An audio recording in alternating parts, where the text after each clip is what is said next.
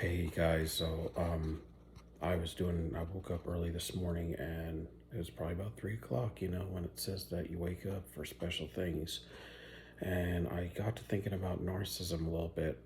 And, I'm always on the construct and how it began. So I feel like I came up with some things that were really, really interesting that I wanted to go over. Just pondering the ways that narcissists think and act. I wanted to talk about this. Give me just a minute here. This is really serious. So, what is your soul? Your soul, in my opinion, and I'm not sure. I haven't really looked into these things, but I was pondering them and I wanted to get it out. Hopefully, I'm on the right track. But your soul is your mind, will, and emotions. So, what happens to the narcissist is, and to anybody, like when we're born, I'm calling this born in sin and birth spells because when we're born, we're kind of like we don't think, right? We just kind of we're babies, children, and we just kind of do as we're told. We're built under the construct of whatever our family or whoever the hierarchy is that leads us into this world. And so we don't think for ourselves in the very beginning. It's not like we have really we you can't really explain when your first real true thought is, but basically what happens is you start doing as you're told, right? And that's just normally how things are. And you don't think for yourselves. So in the very beginning, you're walking in confusion. And that's because you're not thinking for yourself, but that's just how it is in this world system. We're all born into confusion, walking out a regimen that was placed before us by whoever our forefathers are, or whoever the hierarchy in the family is, or whoever our hierarchy of our caregivers is that's leading us into this world. So we get told what to do and, where to sit and what to eat and how to think, right? And that's how it is. But so what triggers you to think as an individual, right? Let's start there. So what you do is you're doing as you're told and everything. And what happens is for you to think for yourself. So what happens is you start to have emotions from different things that occur. So it could be a good thing or a bad thing, but we're going to stick with the bad things. So emotionally, let's say if you grew up under a narcissist or something, I don't know. So you're going to be basically in a hierarchy with a narcissist caregiver, and you're going to be trying to naturally, you're going to be trying to do things to get their support, their validation, and their emotional support and love. So what happens is they have that all distorted. What they tell you, it's not in them. It's maladaptive. So in you, you're not maladaptive yet. You're a child. So, but you you still have the emotions, and basically what wakes you up is when your emotions they turn to feelings. So your emotions are kind of what's going on, and that's like your vibe. There's a vibe, and then you get feelings from that, like basically feelings that are supposed to spark the brain to help you to think, and that helps you to process. And that's what sparks your individuality. In my opinion, that's what makes you an individual. Now, if you never basically, let's say you don't feel love in the family, or you're not, or when you do feel love, it's either, usually there's like one person in the family, a family member that will show you love and that understands love. But also what's key is like outside the family, you can experience love from others, right? Because there's not everybody is maladaptive. But so in the family hierarchy, let's say you don't feel love, or your hierarchy member doesn't, but you have these emotions, and these emotions turn to feelings. And so they kind of like tell you, they kind of distract you away from that because they don't really live that way. So they're going to push you down another road. But see, you're getting these emotions and these feelings, and if it doesn't spark you to, if you don't think to process through them, and that's what sparks you as an individual, then what happens is you're not thinking, you're just doing again what you're told. And this is kind of how the narcissistic hierarchy is and occurs in the family unit.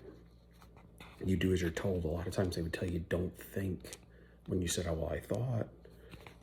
So that's another interesting thing. So basically what happens is now you don't think to process through those emotions, okay? And if you don't, your feelings, you're going to get the emotions and those feelings, and they're going to get distorted because now you don't understand them, because you don't process them. And if you don't process them, then it leads to mass confusion in your life.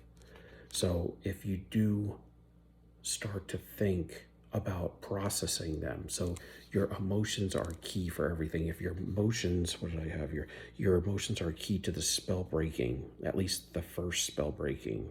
So it's like, it's kind of like this. If you don't process your emotions and your feelings, those are the things. You get emotions and then they turn to feelings.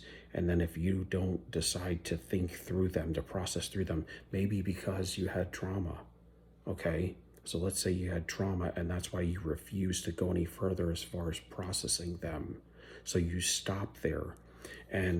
But if the emotions cause the feelings, and the feelings, if they're processed, that sparks the mind, the thinking, and the thinking is what causes you to process through them, and that gives you right and wrong through the emotions. When you process the emotions, it tells you what's right and what is wrong, okay?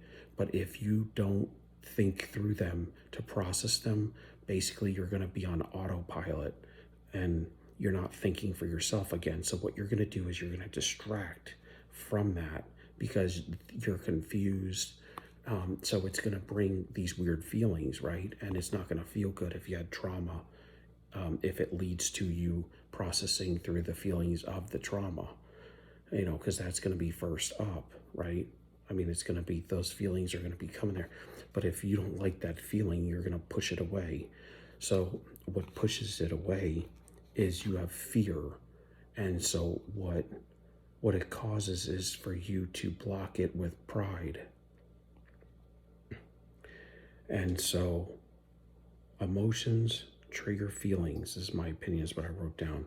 So it's like this: when you have the emotions and the feelings when you're on the first date with a narcissist, but you run them over with the red flags, you're running them over because the love bombing phase is making you run them right over. Instead of you stopping, using your mind and thinking, that's where you're emotionally getting hijacked. And isn't that funny how they come to people that are emotionally savvy? They need emotional regulation because they don't process their emotions. And that's because what happens is because they don't process them, they're not thinking. And so because they're not thinking, you can get an education and you can learn things, and you can grow in, say, a company, you can grow in your degree, you can learn a different aspect of society, but you're not thinking. Thinking and processing through your feelings and emotions is what makes you an individual. And if you don't wake up and break that spell, that's the birth curse, basically, because we all have to deal with this. So and the people that have had trauma, they might refuse it more. Some get the courage to get through it and to go through it, but you all should. But some don't. So a lot, and that's the narcissist. That's who becomes the narcissist, the child that becomes a narcissist.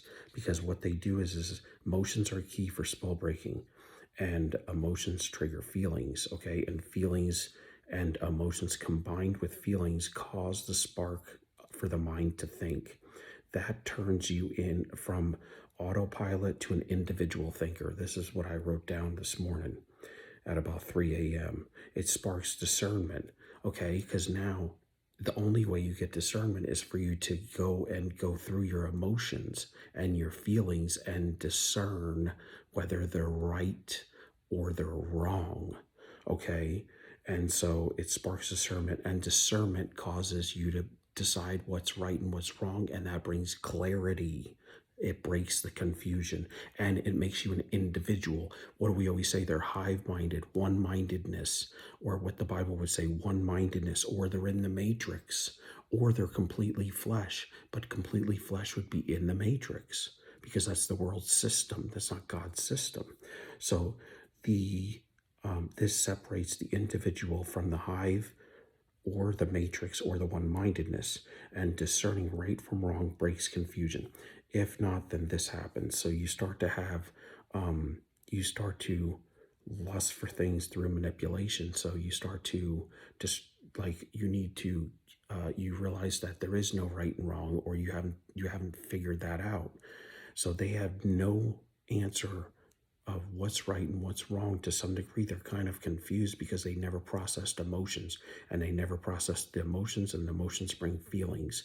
So they have feelings and emotions, and if you don't process them, then you won't truly know what difference is between right and wrong. So then they stop trusting their feelings, right, and their emotions, because they don't want to go and process them. And so they continue to come at them, but it brings nothing but weirdness and confusion.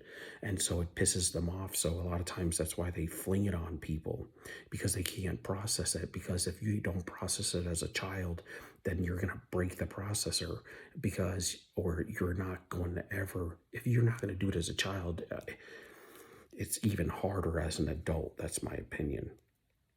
And so this is happening, and this is being triggered because they never emotionally discerned the love they receive from outside the home, or from one member in the home. Emotions bring feelings, and they don't think to process them because the trauma causes basically you to go in fear and block it any way you can. And so you get an addiction to blocking it. And so they're basically an addiction to blocking it. So fear causes you to walk in a prideful state to block it, discerning those emotions and feelings. So so they don't think to process them because trauma or addiction, to stay away from discerning those emotions and feelings, processing them because of fear. Fear gets backed up by in defense by pride, and that's why pride comes before the fall, because pride is what defends against or blocks them from processing the feelings and emotions by any means necessary.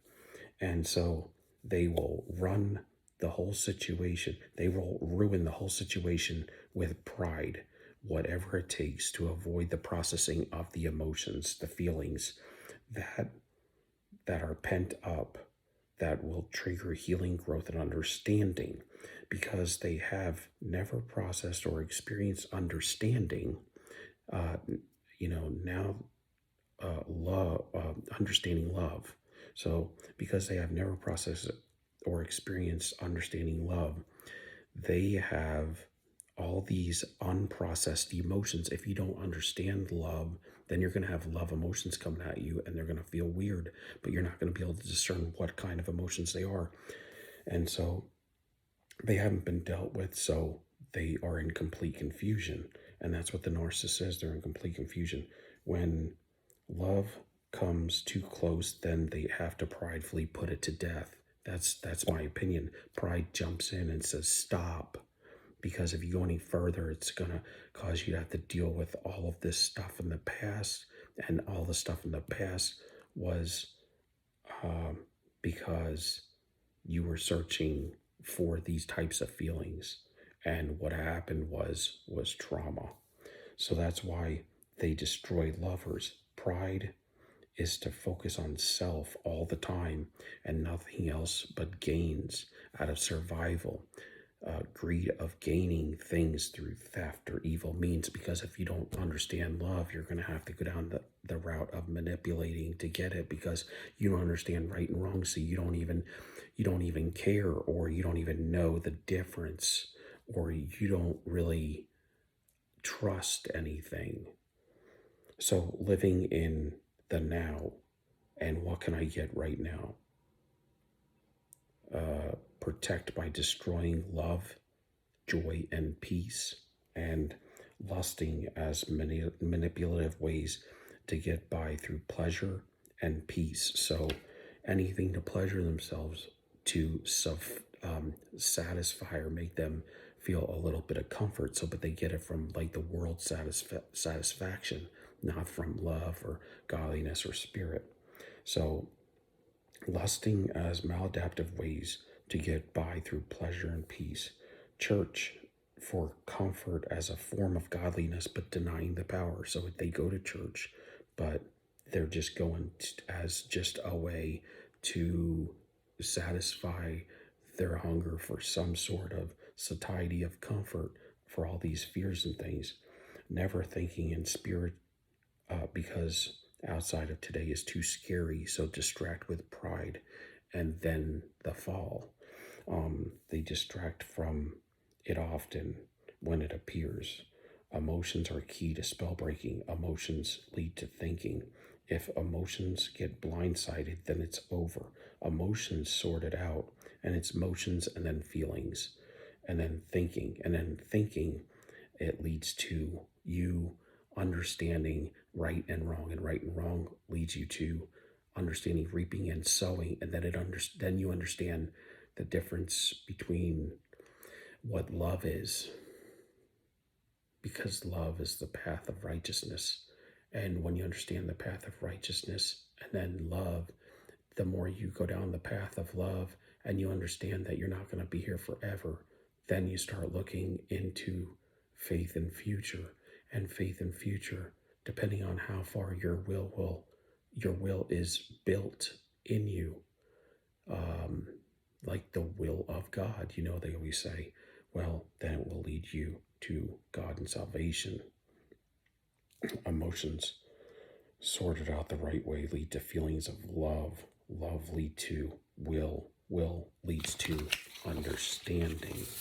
Understanding leads to the will of God and salvation. Hence, mind, will, and emotions equal your spirit man.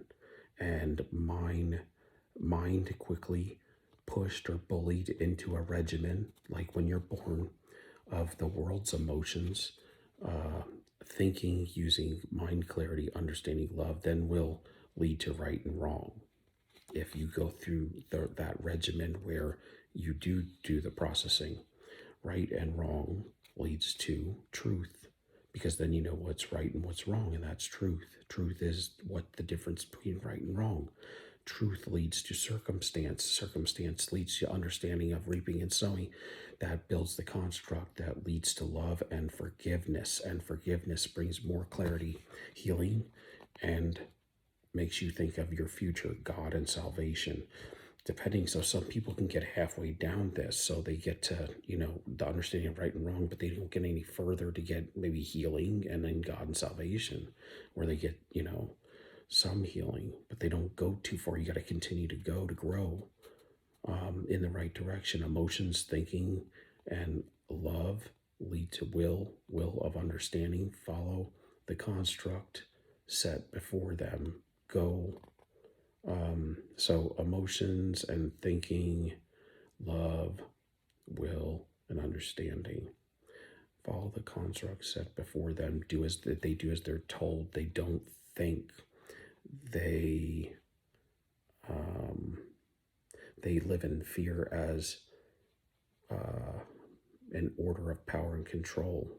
They get annoyed, frustrated, entangled. They go into defiance and searching a way to feel better. So they mask, they wear the mask, they lie, they fake, they isolate and manipulate, but then they start to listen to, bad music and bad things, and then dark arts, and then they get into drugs and alcohol, and then stealing and buying things to make them feel better, and then eating and lusting. And then it leads to like OCD and depression and anxiety and anger and rage, right? Because they're not processing anything and they're not an individual. They're of the world system. And then they're hoarding and collecting and maybe killing animals, anything. These are things that are ways out, or ways to live out of the fear and survival. And then they get evil and sadistic, and then these disorders come, and then they just, they understand education, they absorb education and media, and indoctrination centers is basically what they are. And the more you get of you can get the world stuff all you want, but individuality comes from the spark of thinking through first your emotions, and then the feelings that come with the emotions that spark the brain to think.